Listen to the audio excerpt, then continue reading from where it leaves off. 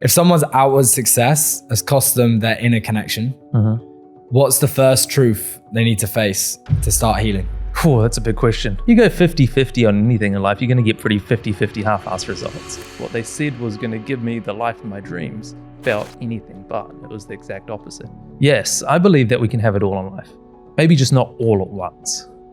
That's why coming from balance into going after having it all, we got to decide 3 priorities, absolute maximum. How can this high achiever create it all? I think one of the biggest fears is going,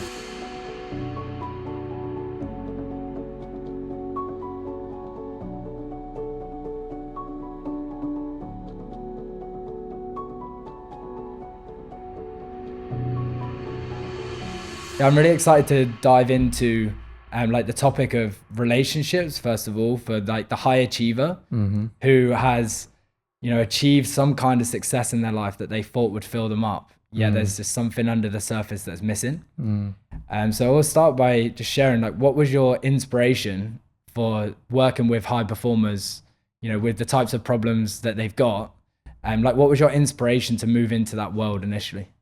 Oh, initially, it's been a journey for myself, for sure. I wouldn't have probably seen myself as a high achiever, a high performer for many years. That's been probably by osmosis of hanging out with other people that are really striving for the most, the best, the success in whichever way it has been.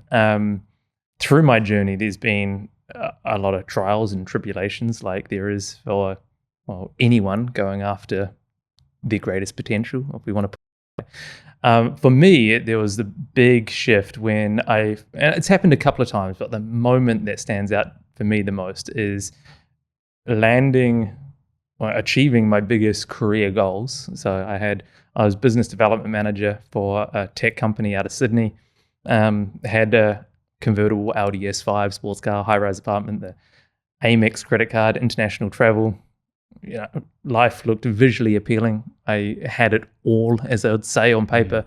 And it was that moment that I realized I was totally dead inside, disconnected. And really everything that I was supposed to be working towards, what they said was going to give me the life of my dreams, felt anything but. It was the exact opposite. And so that changed the trajectory for me. And then through that journey, my own personal discovery journey, I started realizing, well, I wasn't alone. It was really incredible to begin with it felt very alone. And then it was very incredible to discover I definitely wasn't alone. So many people experience this.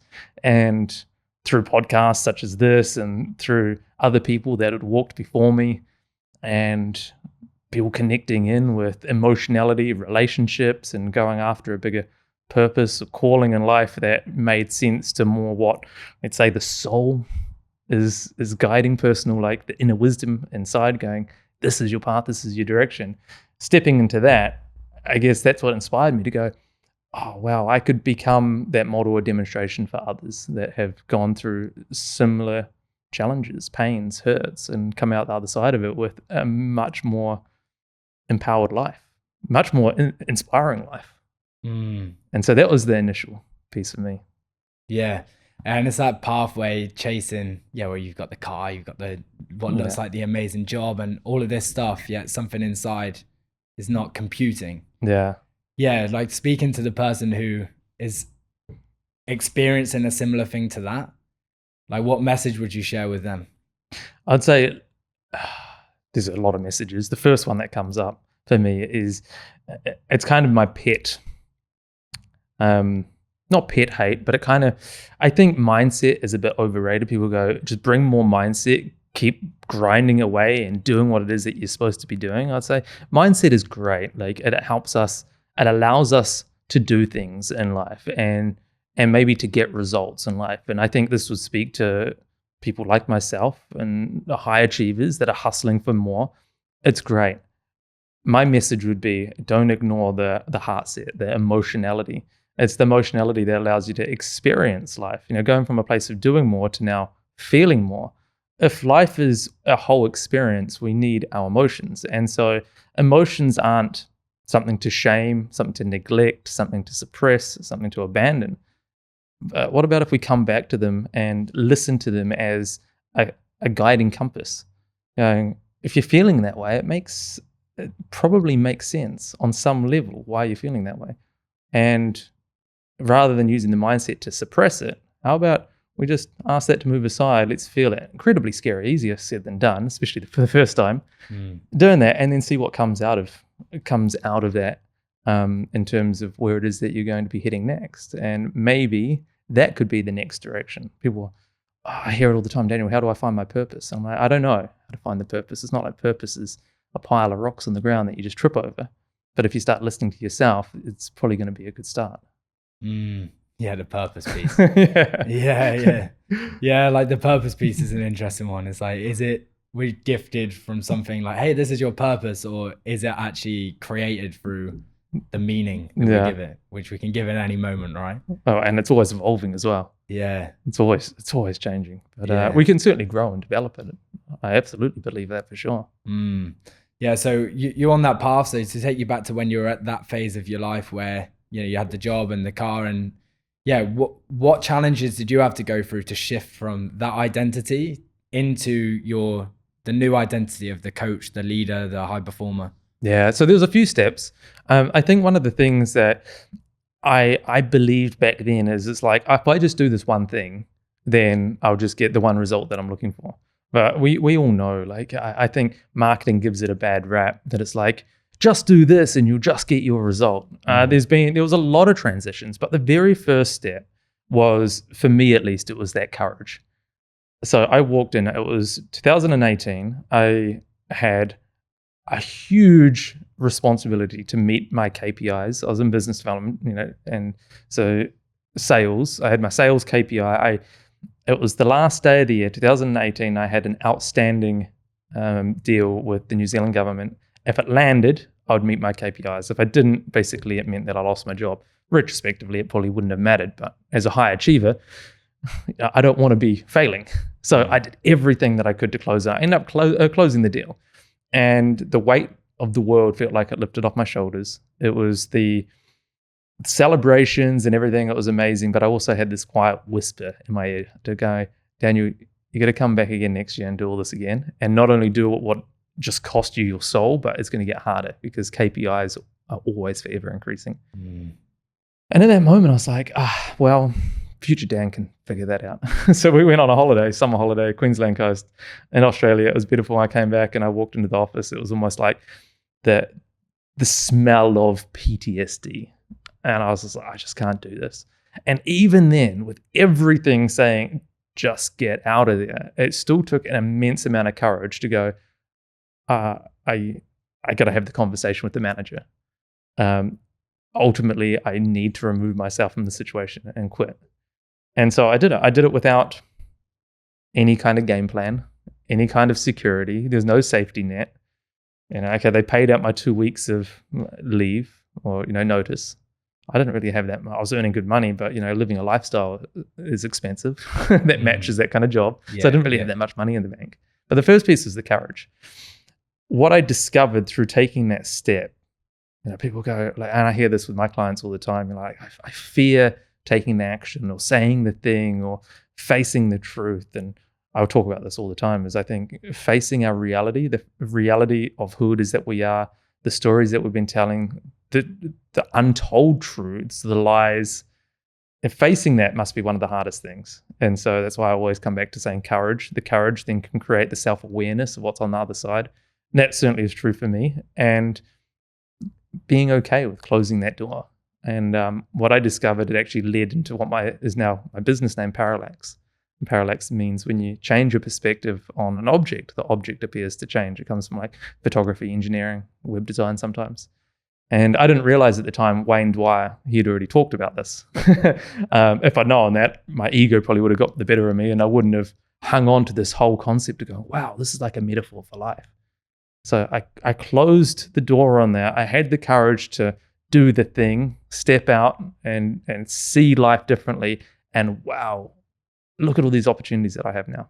And so that led me down a whole different pathway of entrepreneurship.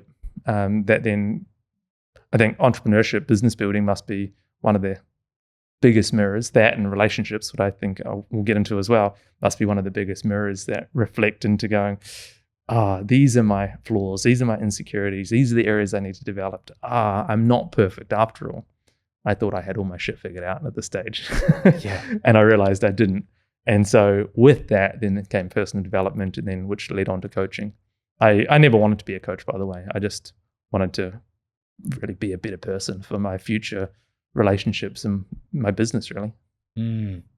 Yeah, man, that's awesome. And yeah, so with the coaching world that you're in now, with like the high achievers, high performers, what do you see as the biggest struggles which they're coming across, especially when it comes to relationships? So someone who's created a ton of success in their life, whatever their dream and their success look like, they've walked up a mountain, and then they're like, hang on, I thought that this would solve all my problems.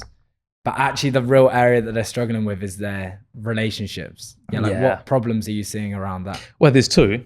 One, Robin Sharma talks about this really a lot, 5 a.m. Club and the monk who sold his Ferrari. I love, when it comes to performance coaching, I really love quoting him. I've taken a lot of inspiration from him, talking about, being in touch with yourself enough to save yourself from climbing the wrong mountain, getting to the peak and then realizing, shit, I'm living someone else's dream. I'm getting someone else's results. This isn't what I wanted for myself at all.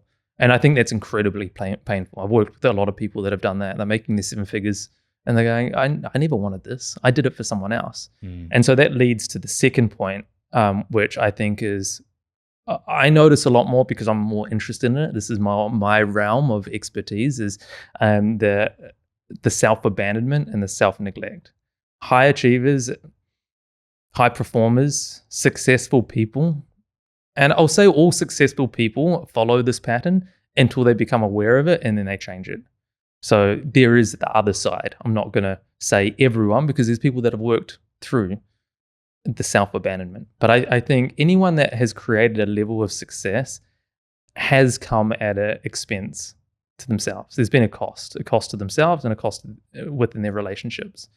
And so the paradox is, my role now is I work with this avatar reconnecting, improving their relationships, whether it's the intimate partners, their kids, their friendships, even with their colleagues, their bosses, in the employee or entrepreneurial world as well. And then so people call me a relationship coach. I'm like, no, I'm not a relationship coach, because where we start is the relationship with self first. And I think the people that work with me love that.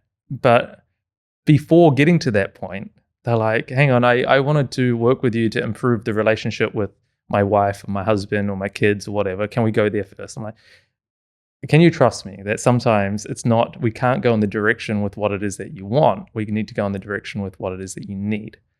And ultimately, everything, we're in a relationship with everything, whether it's a relationship with time, money, other people, whatever it is. But the most important relationship is with ourselves, because that's going to be the projection that then we project into all our other relationships. And so the self-abandonment, the self-neglect, and then 3 major categories within that is needs, boundaries, and emotions. They're the 3 areas that we dive into. And that's a self-esteem trade, by the way. That's the foundations of self-esteem and everything that we build our lives off. I truly believe if everyone had access to this work and desire to do the work, would probably solve half the world's problems. It really is that important. Yeah. So let's dive into those. Actually, the first piece being the self-abandonment. How are high achievers abandoning themselves? So when it comes to, there's a few different ways that we see this play out. High achievers, and let's say people that are striving for success beyond, maybe not that is beyond normal, but like at a higher level than someone that's just treading water, doing the mundane. They're kind of settled for mediocrity versus who we're talking about, going, I want more, I want bigger, I'm ambitious, I'm driven. These people are usually doing it because out of some kind of drive. And usually that drive is maybe it comes from a people-pleasing or caretaking background. Maybe it comes from, so what I mean by that is, they're taking care of, maybe I hear this all the time, I'm doing this for my family, I'm doing this for my kids. And so my wife, my kids, I really want my kids to have an upbringing that I didn't have. They've got the opportunities that I never have. I'm doing this for my partner because I love her or him so much. I typically work more with males in this role, but it does apply for females as well. I've worked with females as well in this, very like masculine-driven, high-achieving females. Often in the corporate world, they see this. Because I'm doing it for someone. And so the neglectors, though, they'll put all their time, their effort, the energy in ensuring that level of success so they can give these important people everything that it is that they perceive they should want. But we talk to the other side. We talk to the kids. We talk to their partners. And often they'll say, well, I like the money and I like the success, but I just want my partner. I just want my husband. I just want my dad. I just want that connection. The statistics say that if you've got a family household that's earning like $120,000, $150,000 a year, chances are your kids don't need more money. They need more presence. They need more emotionality. They need more demonstration. And so that abandonment of themselves, and why it's abandonment of themselves is because they're saying they're doing it for their kids. So then they can, and then as a result, earn the money, build the business, build the lifestyle so they can have time with their kids, but they never get it. That's exactly what it costs them. And so we need to come back to going, okay, well, what's really important? And so this is why it needs to start with self, is there's three major, the framework that I visualize through is the first thing I'll ask is going, well, what is it that you truly value? And values is a funny one because if I ask you, what do you value? You'll probably give me some, initially, pretty generic values. Yeah. Okay, well, great. Let's go, what values are uniquely like really valuable to you? So that's a bit of a discovery. And then we'll often find that they are wishful values because if I ask you, well, when was the last time you demonstrated that value? You're like, it'd be really hard. You don't even know how you're demonstrating that value. So it becomes like a value of like, oh, this is a value I'd like in my world, not that I'm already having, which is great. These are ambitious values to go towards and we can start developing them. But beneath that, we've got values and then we've got priorities. And I believe if you want a great relationship, you need to, this is certainly what changed for me is, if you want a great relationship, the relationship needs to be priority number one. That was so hard for me to take from like fourth or fifth. I was getting pretty crappy results. It definitely was that low. Up to priority number one. It's scary and there's all the different fears that come out of doing that. But once it's priority number one, well then your perspective changes, your actions change, the way you show up changes. All of these things change. And then the third, so you've got values, priorities, and then boundaries. Once you learn boundaries, then you can start protecting those priorities in a way that you can then develop them. And so I think one of the biggest fears is going, well, if I start prioritizing my relationship, if I start prioritizing time with my kids, my family, prioritizing myself, my personal health, my well-being, my interests, the things that light me up, well, will my success come as a result? And often if that success has been driven by a feeling of not being enough or through some kind of shame or judgment or a place of insecurity, well, then that's a pretty strong driver to go, oh, I got to keep up that level of success. Yeah, so it's like, how can this person have it all?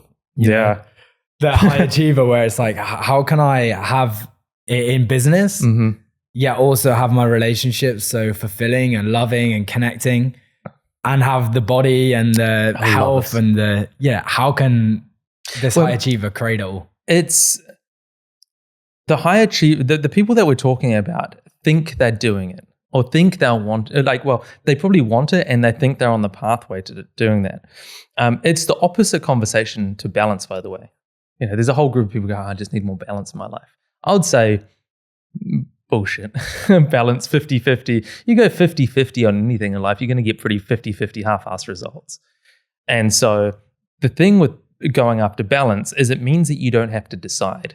You don't have to make a choice. You don't need to really make a sacrifice. It's just like, I'll just play a little bit here, a little bit here, a little bit here. Hopefully I'll get the results that it is that I want. And that's why I say it's kind of settling versus what we're talking about, going after it all. Yes, I believe that we can have it all in life. Maybe just not all at once. And so that's why coming from balance into going after having it all, we got to decide 3 priorities, absolute maximum. like, this is one thing I noticed. Someone that has got like a really great body and is pretty successful in, say, business usually has crappy relationships.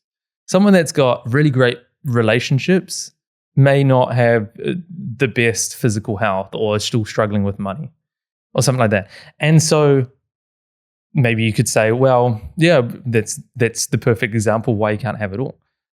But this is what I'm thinking is if we go, well, your business is dialed in, you know how to make money. Sure, it's going to take consistent input. But once you know the system, so much of it has been automated, it's autopilot. Like it's kind of gone from the frontal cortex into the mid cortex of the brain. You're like, I can take care of this somewhat effortlessly. Draw some attention away from that and then start prioritizing relationships. I think the reason why most people don't make that switch is because it's going, I'm winning in business. I'm winning in the gym. I'm winning on these areas. These are like, Andrew Tate's a great example of this. Have you ever seen him play or like talk about anything that's outside of his lane? No, he's one lane. He openly shares that. So he's like, I only do what I'm great at. And that's speak about what I'm great at. Yeah, that's all he does. Yeah. And so that's why I say, well, where's the courage in that? He talks about being the big man. I'd say, well, if you want to be the big man, how about try sucking at something new? Go after something that's going to be, like you haven't got dialed in yet. You've got all these other areas. Why keep just focusing on that? And he doesn't have to do it publicly necessarily. I think that'd probably be a bit much to ask. But if you try it on for yourself to go, okay, well, these are the areas that I've got already really dialed in. Don't drop them. You got to maintain them, keep those spinning. But now let's divert some new attention, recalibrate the priorities into something that is now that you haven't had practice in. You don't suck at relationships. You just under practice. You don't suck at emotionality. You just haven't been taught or demonstrated it. You haven't practiced it. So what actions can we do to start dialing that area in? Nice. Yeah. So like on your personal journey, so there was this point where you had success on paper in like business and wealth creation and X, Y, and Z. But then this piece of relationships, like for you, what were the areas that you became aware of that were blocking you from having both the success in your business and then also the relationship that you really desired? Yeah, it goes back. One of the big standout moments was, so I was in a 2-year relationship. The first real serious relationship, we were living together. Beautiful relationship. I was just so emotionally immature that I was never able to handle that relationship. That was back when I was like 24. And I always prided myself. Here's an example of value. So I always had the value of honesty. And I prided myself on that. My partner at the time, after we were going through the breakup, and like I really kind of wanted to get back, but didn't know how to handle it. And she said to me one time, she goes, "We can't be together, and here's why: is I know that you pride yourself on honesty, but the things that you don't say is a form of dishonesty." Wow. And I was like, wow. And then she took it further, and she goes, "And the way that I can't remember the exact words that she said now, but the way that I interpret it now with the language that I got is like, my emotional manipulation is a form of dishonesty to myself and how it is that, me being me." And so that really stuck with me. And I realized out of there, I reflected on that relationship and I realized that I never really had compassion and empathy demonstrated to me for how to do it as a man. And so this is not a blame on my father because he didn't have the ideal upbringing either, but he wasn't able to be the demonstration that I need to be in order to be who I need to be to have really great relationships. And so I became consciously aware of that, but I didn't know how to demonstrate compassion, empathy. And then after finding out that the way that I kind of manipulated stories, I've always got, through my whole life, I've always got what it is that I wanted. So it's a double-edged sword. It's great, but is it ethically great? Maybe not. I wanted to hold myself to a higher ethical standard than just getting what I wanted at the expense of others. So I chose to be single, and I chose not to take responsibility for my relationships for like 7 or 8 years. And it was when I walked into this coaching event. It was in Melbourne. It kind of came to the forefront there. And I realized I needed to become a better version of myself. So compassion, empathy, I needed the attributes required to have great relationships. I never had them before that. And that was a big turning point. At that point, I was 30. I was like, if I don't do it now, then when am I going to do it? Because nothing's going to change until I take some kind of action. And if it's not me that's taking care of me, well, who's it going to be? I can't expect anyone else to do it for me. So that was a big catalyst to go, here is someone, there's a whole story around that, by the way. Here is someone that sees me for who it is that I am, didn't necessarily give me advice, but said, well, there's a pathway for that. And I was like, wow, okay. And that was another courageous piece that I had to step into. Yeah, that's so interesting. Yeah, because like on that path of, actually getting to the point where you can be honest and true with what's going on and share it. Like that piece that you shared about, the dishonesty being basically like withholding certain information. I'm just so curious on what was preventing you at that point from sharing and expressing your truth, or was it just unconscious? A lot of it was unconscious.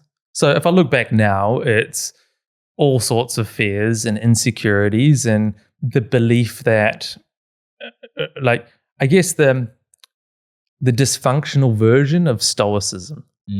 And what I mean by the dysfunctional version is some people say stoicism is all about like emotions are weak. You can't show it. You got to be hardened, basically. And you hear it in like sales organizations or in trading, and it's like emotions are bad. You can't have them. You got to be a hard man. What I think stoicism is being not suppressing and pushing emotions away and saying they're bad, is more about being able to feel into the emotions, how to experience them, and then being able to release them through the process of being a normal, healthy, functional human being, and having a full, complete emotional world. That way, they don't come back and bite you in the ass or come out in times that are inappropriate. And so it was through that process that I was like, now I'm starting to understand what the emotional world can give us in that sense. Yeah, and I really resonate. That was certainly a journey that I also went on to. Whereas like just coming back to, my communication and truth, like I held those same values of like being honest and speaking my truth. I'd often not, because I would be so afraid of, right, when I share this, like this, if they don't take it the wrong way, then I'm going to have all of these emotions that come up. I'm not going to be able to handle that. So I'll just stay quiet. So then you can't trust feel yourself. Safer. Yeah. But for me, that's not a true deep man. That's just a little boy who's afraid and scared of not being able to deal with his emotions. So on your journey with that, what's been some practices that you've used to help with that emotional regulation so you can be more attuned with what is going on in your system? Yeah. Well, firstly, I'll add, I connected with this a couple of years ago of going, well, I had a really great upbringing. Why are my emotions suppressed? It kind of messed with my head a little bit, going, my mum never taught me, or my dad never taught me that I had to suppress emotions. My dad, through demonstration, never showed emotions. So then through osmosis of that, seeing the demonstration, I was like, well, that's not how men behave. He was my magical big, our parents are gods to us, no matter how dysfunctional they are when we were growing up. So that's not how men behave. So he didn't have any kind of range of emotions. And then on my mum's side, when there was a few times, so my father cheated on my mum multiple times, I think. I can't really remember a lot of it, which indicates probably a lot of emotional suppression there.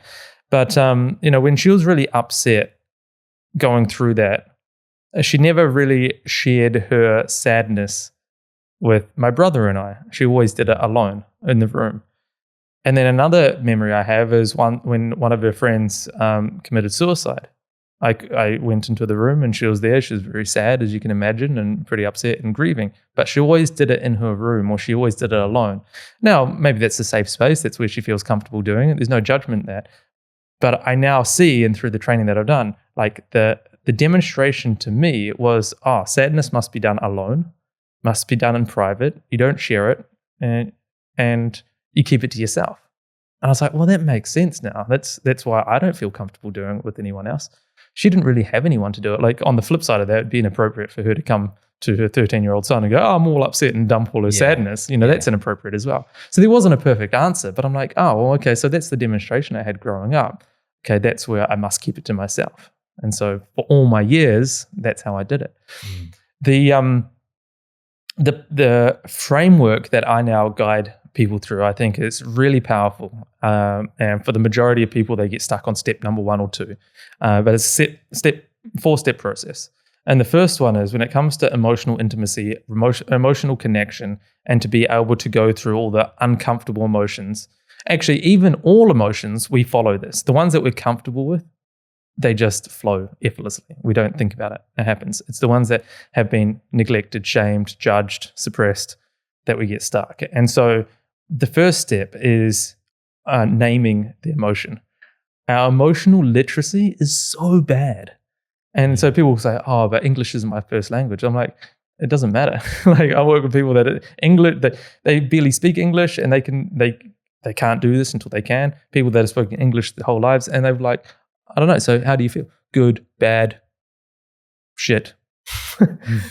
These aren't emotions. These are just descriptors of emotions or the way that you feel. And so how can we expect to feel things if we can't even name or identify what they are? I think labels in this day and age seem like they don't get a bad rap, but we need labels to then understand our experience that we're having. So that's the first thing, is being able to name the experience. And so, like, is it sadness? Is it grief? Is there kind of shame? Is there judgment? What is it that you're feeling within yourself?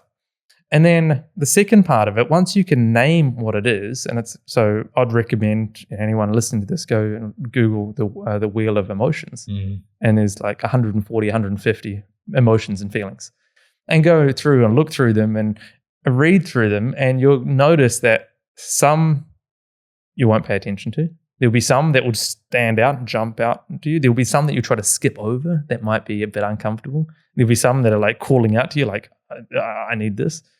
There'll be some that you were like, wow, I haven't felt that forever.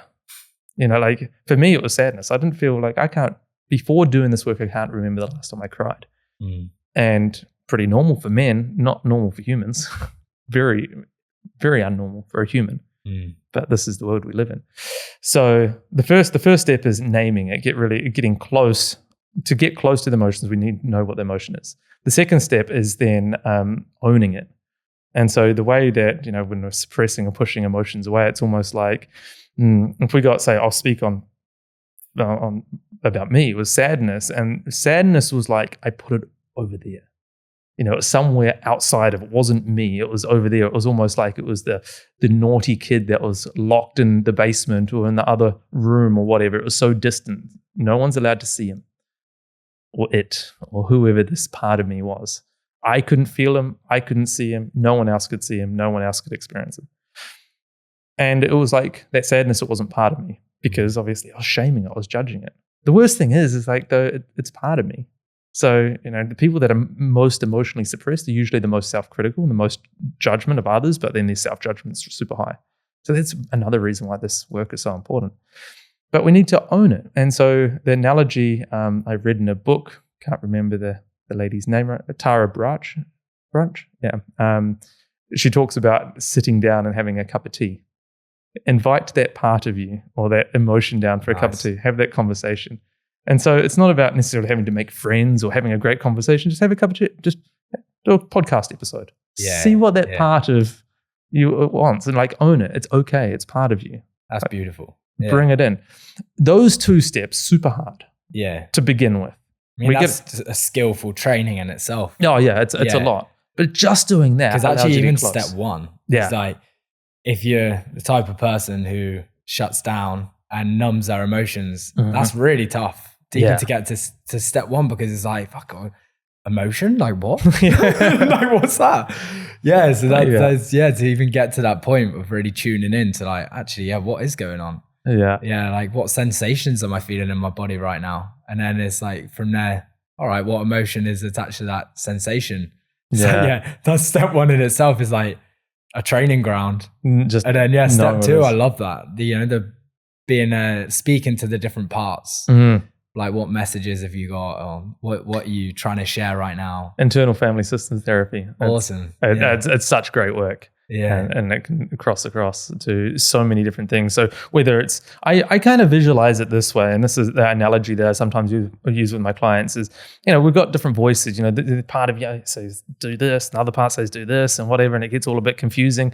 You're not crazy. We've all got parts going on. And I see it as like almost like a boardroom table. And we've got all the directors, all the parts, and some of them are shut down and quiet, and some of them are overachievers in themselves. Some of them are just throwing paper. Some of them is being the annoying one, whatever. There's all the different parts, and they're all doing different things. And I'm sitting at the head of the table going, well, it's my job to hear from all the parts. These are all the directors. These are all the advisors to help me get the best results. And all of those parts of me are on my side. Even if their insight doesn't seem like it makes the most sense, they're just doing the best with what they know. And, as you might know from internal family systems therapy, like that part might only be 3 years old or 5 years old. So they're just it's only doing the best that it can as a 5-year-old because it's stuck, locked in time. And so, but at least listening to it, sitting down with each of the parts for a cup of tea and hearing what it has to say, what it's afraid of, what it thinks might happen. What if we could just take it aside and do that action anyway?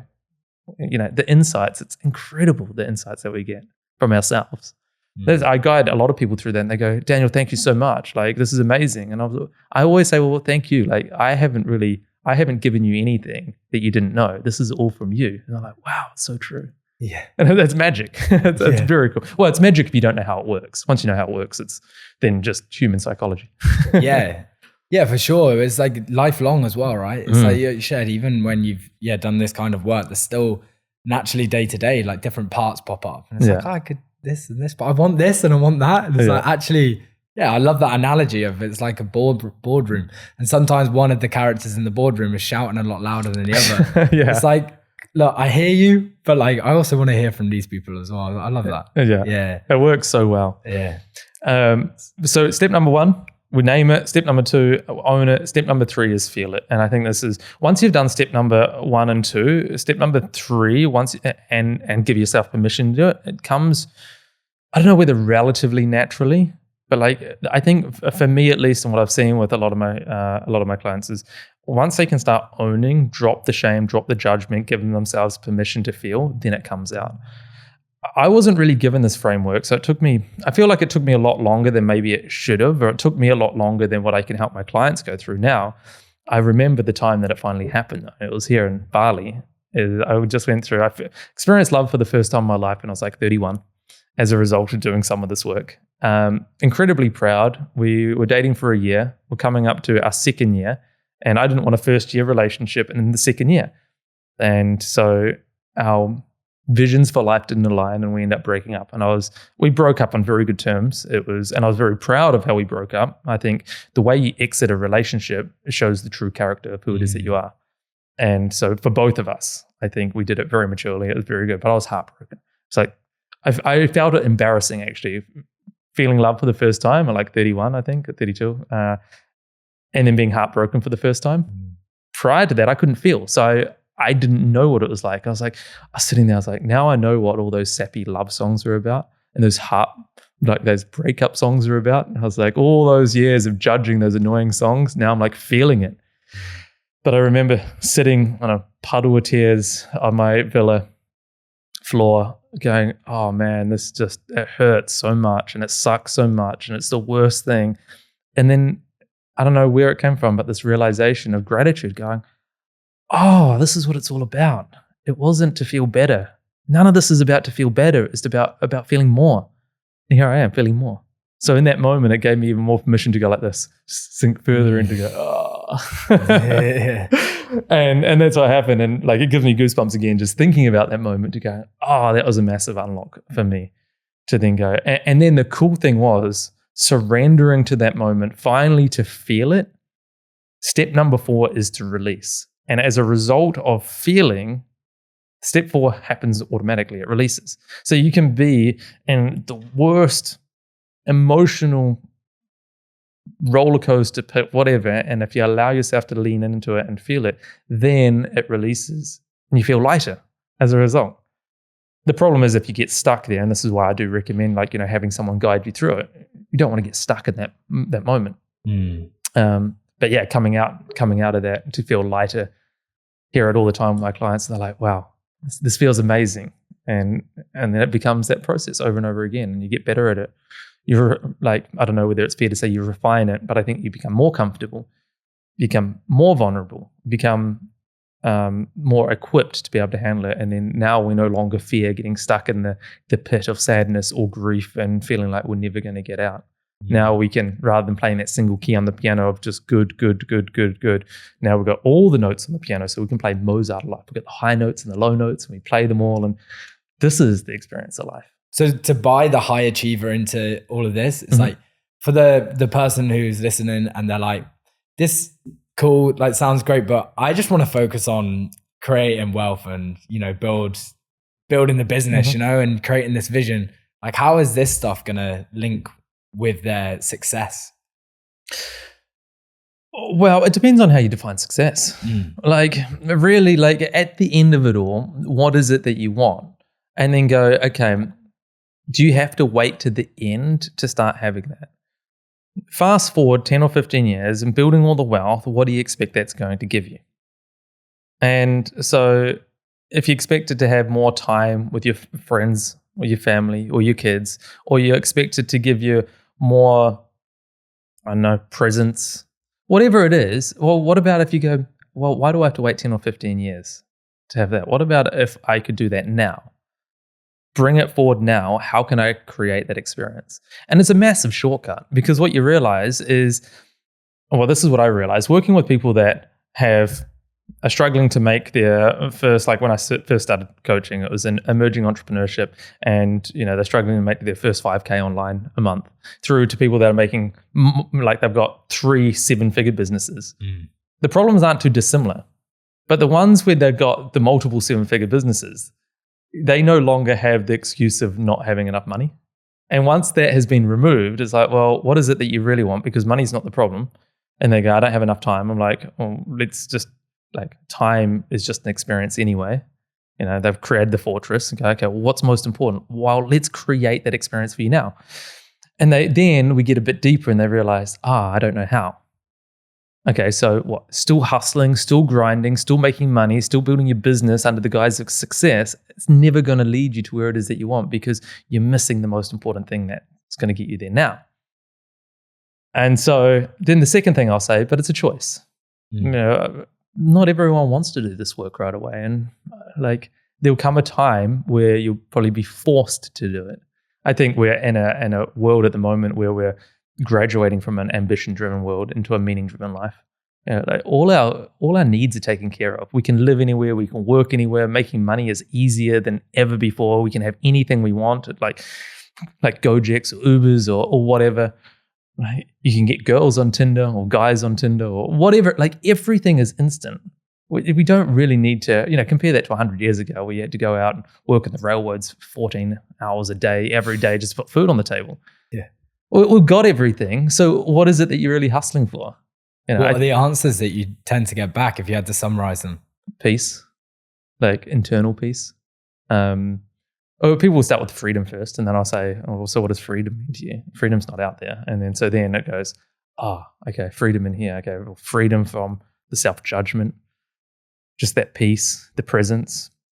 People talk about time. I just want more time with my kids. Okay, well, let's start working on boundaries then, because you've probably just taken on too much. They haven't said no enough. What is it that's really important to you? And then we go, this, and this. Okay, well, let's start working on that. But it always comes back to emotions. It all comes back to experience, some kind of experience of life. But all experience of life is emotion. So, including time. So, like, it's the most important work we can do. It's really fascinating. Yeah, someone's got to that point, and then they're like, I've got it all, but then actually inside they're like, wow. And I feel like you kind of have to work to that point, because it's with programs in society that once you achieve X, Y, and Z, like follow this path. Yeah, like once you've ticked, it's like a tick box, right? I've got this, I've got this, I've got this, I've got this. It's like, well, now what? Like, yeah. And then move into the inner world. And yeah, that relationship piece of cultivating great relationships with others, I think it'd be really valuable. Of what are the steps that someone can take see they've got the relationship with themselves. Like those 4 steps, super helpful with that. Yeah. And then like to create amazing, the connecting, loving relationships intimately, but also with your friends and the people, your family, the people you love the most. What is the art of creating those relationships? The big question that made a massive shift for me was going away from what do I want in a relationship to how do I want to feel in a relationship. So back to emotions again. Because if we are looking at what do we want in a relationship, then it's all the tick boxes. Oh, the blonde hair and the blue eyes. Beautiful blue eyes, by the way. Or ambition or, whatever it is, it's like the resume. But rather, if we go, how is it that I want to feel? Well, then it becomes our response. No one can make us feel anyway. We don't make others feel that way. Sure, we can probably help. We can influence, sure. But really, it's our own responsibility to feel any kind of way. So very quickly, this is a framework that I discovered after going through that relationship breakup, then meeting my dream girl, like on paper at least. I always had this dream of like dating Shakira. And basically, she was just like exactly like Shakira. She's even from the same town in Colombia. Yeah. Blonde hair, very cute, amazing. I have no idea, everyone at the CrossFit gym wanted to get with her. I don't know how I was with her, but anyway, it was a beautiful relationship, very chaotic. So it only lasted 6 weeks because I always wanted emotional, passionate maybe. But passion goes both ways. It can be passionately destructive. And I've got lots to say about the relationship and all beautiful things, but it really just showed me the areas that I hadn't been taken care of. It showed me that I didn't really know what it is that I wanted in a relationship. And I sat down with a cup of coffee and I was sitting there. I rang up, I messaged my relationship coach friend and he asked me that question. He goes, well, you got your business values sorted out. You got your personal values sorted out. What are your values in a relationship? And I was like, yeah, got it. Values, honesty, trust. He's like, they're just basic standards. And I was like, oh shit, okay. And then I don't know, he disappeared or he wasn't texting back. And I was like, I don't know how to answer this question. And that's where just somehow it popped into my mind. How do I want to feel? And so what I did is I sat there and went through all the ways that I felt great in that previous relationship, all my relationships, how I felt great, and what I didn't like to feel, and then switched over going, well, how would I like to feel instead? So I'll give you an example. How do I want to feel? Was in a relationship, I want to feel secure. I want to feel heard. I love to have I love to feel spontaneous. Yeah, so these are things that very different from just honesty, value, right? And then some of the things I didn't like is I really didn't like feeling a feeling of war, or a feeling of one person's better than the other. I don't like this. I like a girl that's an equal with me. She's not looking up to me. That's not attractive for me. But I don't want her above me, looking down on me. I want someone that's very supportive.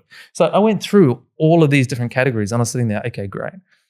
And then I thought, well, so what does that mean? I need to look for a woman that can make me feel that way. And my coaching brain turned on and goes, no, it's not her responsibility to make you feel anyway.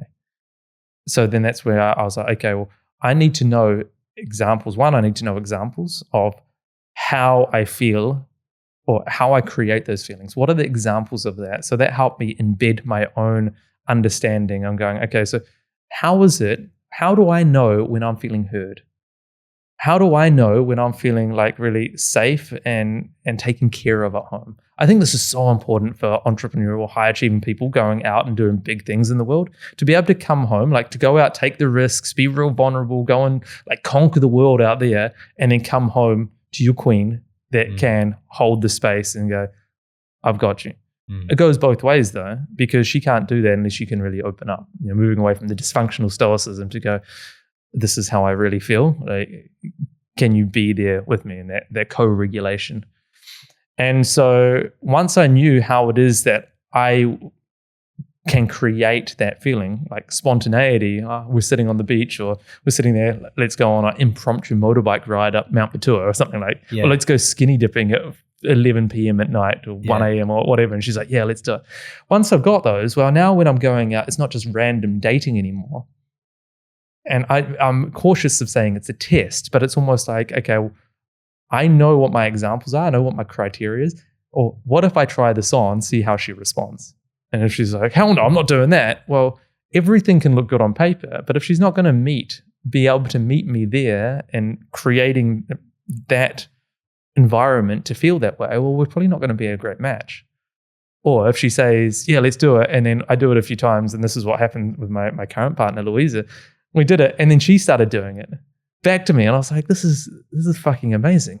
Like, I had 12 criteria that I thought was an impossible list, and within a couple of weeks, I was like, I can't believe how we're not just close to meeting them, we're smashing every criteria out of the park. And I still can't believe it to this day. You know, like the first month, I was like, I don't know how I can get better than this. Every month for the last, like, we're coming up 3 years together. Every month has got better because we just keep bringing it to life. And I just think I don't think, actually, this is a funny story, is when I first met her, I didn't realize I met her. I met her at a nightclub, cocktail lounge, and I judged her hard. I thought she was just like another annoying girl that dressed that way in the bar. But then it wasn't until I met her at CrossFit that I got to see the real values and started testing these kinds of things. So, it was about being able to create that environment, that feeling together, that experience of life. And this is how we've been able to travel and do all the things that we have been, because she's able to help me feel my own needs, and I'm able to help her feel her needs in the way she wants to feel as well. So it's a two-way street. That's awesome. Yeah, so I'm hearing like first step is getting really clear on what you want to be feeling inside of your relationship. Yeah. And then second, like taking ownership of, all right, how do I actually create those feelings? And then from that, then kind of, you say you're in a dating phase, is like playing with those things to create the spontaneity, the fun, or whatever valuable to you. Yeah. And then when you're in the relationship, continuing to recreate. Got to continue it, man. Yeah. What are the things that's really important for me? Like, I think it must be such a terrible thing to go through like this lust phase, it all being fun and exciting and everything, and then at some point losing that. And I think a lot of relationships this happens to. I made it a promise to myself before I got in a relationship that I never want to lose that.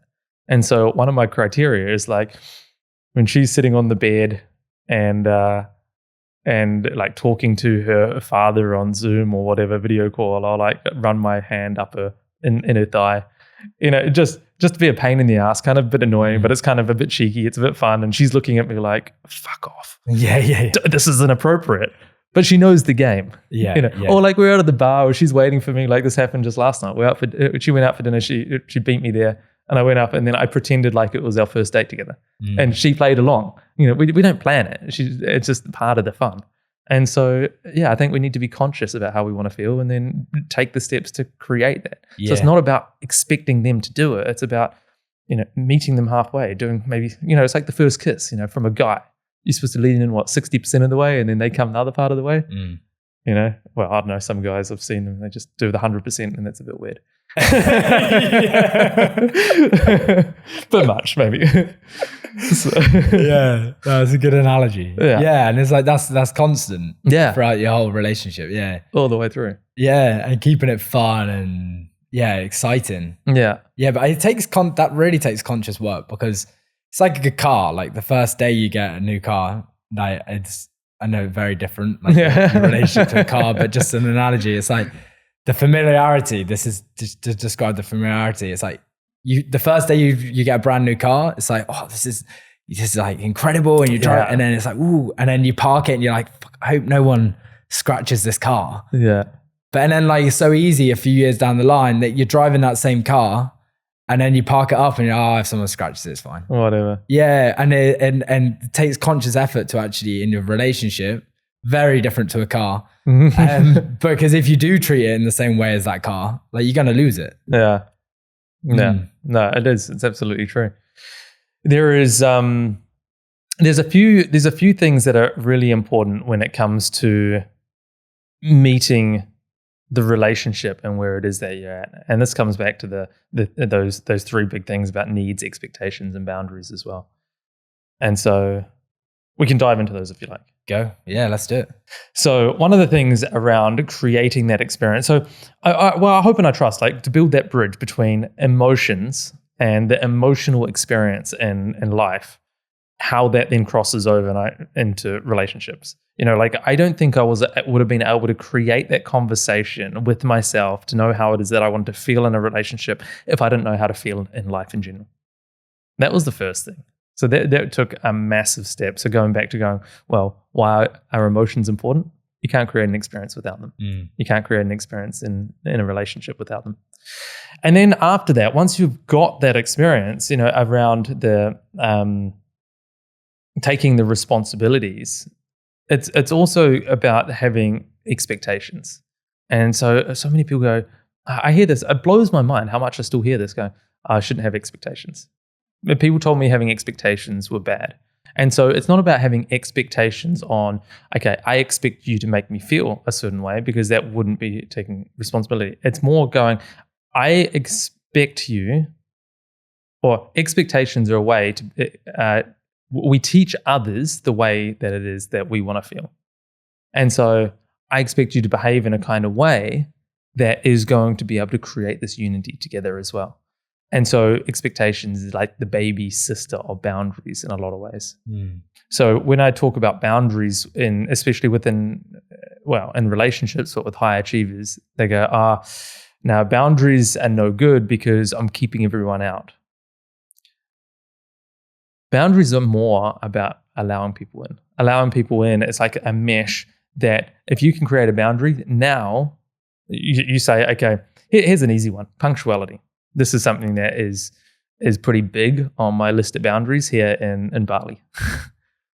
Island time, people just justify turning up late all the time. I'm busy, I've got shit to do, I have my relationship, I have my business, I have my priorities in place, and this is how I get done everything that's important to me, because I have boundaries in place for punctuality. Somebody shows up 20 minutes late, half an hour late. I was on time, I was sitting there, and I have this conversation. I'm like, we showed up at this time, we agreed at this time, is it cool can I expect from you that we meet on time, because I feel like it's disrespecting my time, and I could have just worked later, or I could have just worked more, I could have got other things done, and now it's eaten into our time. I had this conversation, it was a really hard conversation to have initially, but then they were like, oh yeah, sure, I can do that. Or they're like, there's the traffic or these kinds of things. I'm like, okay, well, how about you just let me know when you're going to come. Like, if you're going to show up late, let me know. And so by being able to teach, so I have this conversation with you, for example, say you're showing up late. I know that you didn't today, by the way. Be showing up late. Just to clarify. Yeah, just to clarify if anyone's getting the wrong idea. And we showed up, you showed up late, and I had that conversation with you. Well, then you're like, this is how Daniel rolls. This is how we do things. And so now we have a great relationship as a result of that. And I think this is such a fundamental piece in relationships as well, which seems to come up a lot. If we don't have boundaries in place, and I say this specifically for this avatar, this audience that's listening, if you're a people pleaser, caretaker, because then you're going to end up over leveraging, overstretching yourself, doing things for others. Everyone else will get what they want. But where does it leave you? Feeling burnt out, left out, not getting what it is that you want, and then resentment. And that's how resentment often starts creeping into relationships for these people. Which is like a full circle too, because to have that conversation takes a level of emotional maturity and being able to handle that emotion and being present with it. 'Cause it's like, hey, if I have this conversation and you take that the wrong way, I have to be okay with like, hang on, this is my boundary and this is what I expect and this is my level of standard. Yeah. And no matter how the other person takes it, is how they take it. Like, that's not my response. But that takes a lot of emotional maturity. It takes a lot. Yeah. It's like full circle of going back to that, that emotional, like being in tune with your emotional experience, or actually just avoid stuff like that. Well, see, avoiding that, I hear that come up a lot as well, going, okay, if I put that boundary in place and they react poorly, well, then I feel bad. I'm like, okay, let's break this down. So you tell them something they don't like and they get upset by it. and it's your truth, it's important to you, and they feel bad, whose responsibility is it for them feeling bad? I'm like, mine. I'm like, no, it's not yours, because this is your truth. You need to hold strong on your truth. This is about you. And so they are responsible for themselves and how it is that they feel. And so that's one of the big barriers of setting boundaries.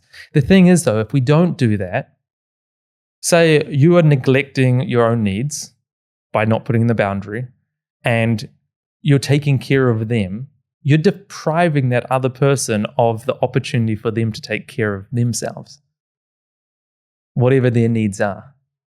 And so if you're not giving them the space to take care of their own needs, they're going to continue to be that person that, and this is talking like people pleasing, caretaking in a relationship with, say, a narcissistic type tendency. That narcissistic type tendency, they cannot change until the people pleaser person stops taking care of their needs. Mm. And so that narcissistic type person might bounce from relationship to relationship until one day, and I think this was me, until one day to go, fuck, I got to take care of this. But it wasn't until that one person stopped taking care of my needs before I could do it for myself. Mm. And so this is the role, this is the job for the caretaker to go, okay, I'm going to put the boundary in place for myself, but in doing so, I'm going to give other people the gift as a result for them to be able to take care of their own needs. So we both grow better. Mm. Again, it takes that 60% leaning in. Yeah. And then the other person goes the 40%, Yeah. This question here is that if someone's outward success has cost them their inner connection, what's the first truth they need to face to start healing? Oh, that's a big question. Their first truth. Well, I think it's depends on the person. Like what is their truth? I think the truth is looking at what it's been costing them. So if I'm working with that person, what is their outward success costing them? What is it? And I'll just ask that question. What is it costing you? And, we can go, if you come from sales or whatever, the pain versus pleasure model is like, what is it that you've been giving up? What have you been really neglecting, abandoning, and that you've been missing out on? And I think like the inner guidance, the inner wisdom to who it is that you are will answer that. I believe and you kind of answered it in the question, it'll be the connection to yourself. And often it'll be the connection to the experiential world of going, well, how happy and joyous are you without drugs? Mm. How great do you feel when you're alone going out into the day, when you don't have the distractions of the alcohol, the scrolling on Tinder or TikTok or Instagram, when you're not doing the casual dating constantly on Tinder, when you're not busy hustling in your business, when everything else goes away, how do you feel? What do you have left? What is there? And I think that is the secret cost of all of that, because at least that's where I found myself in going, now I've faced myself and there's not a lot there for me. It was very, very painful, by the way. That's typically what I see, but kind of generalist answer, I think, might be more dependent on the person and what they connect with within themselves. Mm. Yeah, and then that journey back to their truth, Yeah. like figuring out, all right, what actually do I want and desire? Yeah.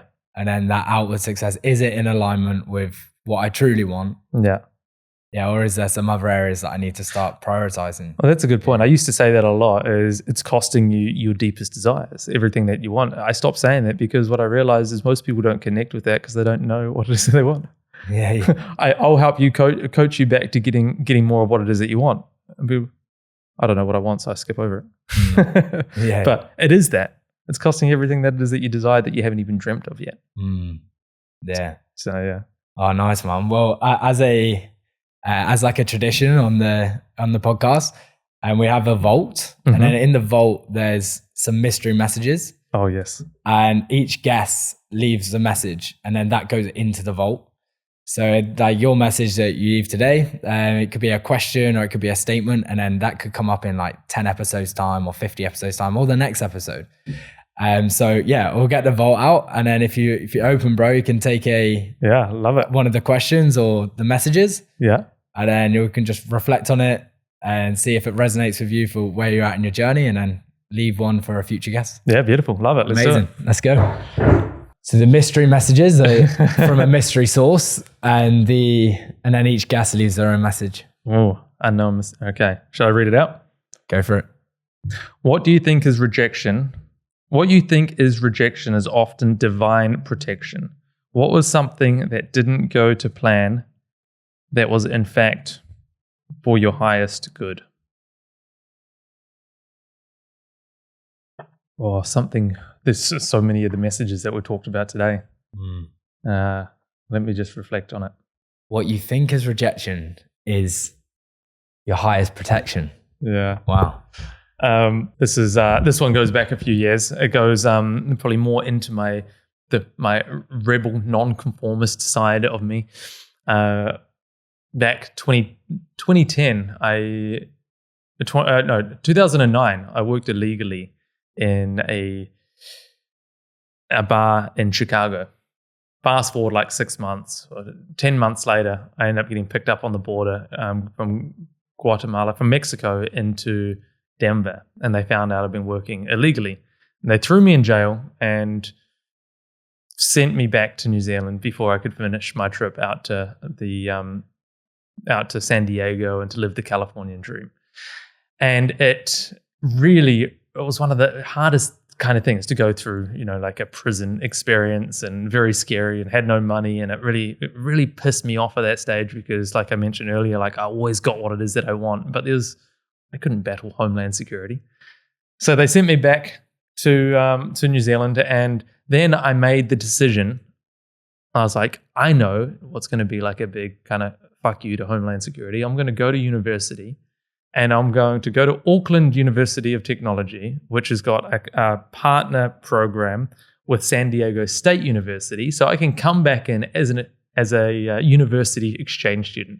And I'm going to finish my trip and do all the things that I wanted to do. And that's my fuck you to you, because you're not going to keep me out. Because, like after getting deported, I wasn't allowed back to the United States. Yeah. So that was my plan. And so, then what ended up happening is after I went back to New Zealand and I worked for a year to save up enough money to go to university, I kind of grew up a little bit, and I was like, that's ridiculous. I did go to university, but in my second year, I went and did an exchange to Spain, to Madrid. Learned Spanish, learned a whole new culture, opened up this whole world of travel. First time going to Europe, and it was amazing. It changed the trajectory of my life. So, rejection from going and finishing my. Wow, that's a big story. Yeah, that was a very quick version of the story. Yeah. But like I could have gone to California and had my early 20s dreams in California, but like I think that one rejection really just set up my life and so many things as a result. So yeah, it was a very cool one. Yeah, man, what a story. And that's so powerful as well. Yes. And that's a great thing to reflect on as well for the listener, is like in their life. It's like there's a gift somewhere that actually showed up maybe once as rejection, but it was actually for the greatest good of the life. It's like such a powerful concept. And what a cool story. Yeah. I bet that was a challenging one to navigate at the time. Oh, mate, it was. I've reflected on a lot, learned a lot from that. There's a lot of things I'd probably do differently these days. That's for sure. Yeah. Oh, mate, thank you so much for coming on. I appreciate you, appreciate your wisdom. So glad that we're connected as well. And from the listeners today, like, and just the amount of value that you shared when it comes to that person who has climbed the mountain, they've got the success, but maybe they're disconnected with themselves or disconnected inside of their relationships, how they can come back to more of who they truly are and start living a more authentic and fulfilling life. So yeah, thanks, man. Appreciate it. Yeah, absolutely. Welcome, man. This is my passion. This is not my job. This is just my life, because I just feel like I've lived such the journey. It just lights me up every day when I can see the transformation with others as a result of the learnings and the pains and the experiences that I've been through. So absolute pleasure and privilege that I'm able to share it here. Mega. Thanks so much for coming on, bro. Appreciate it.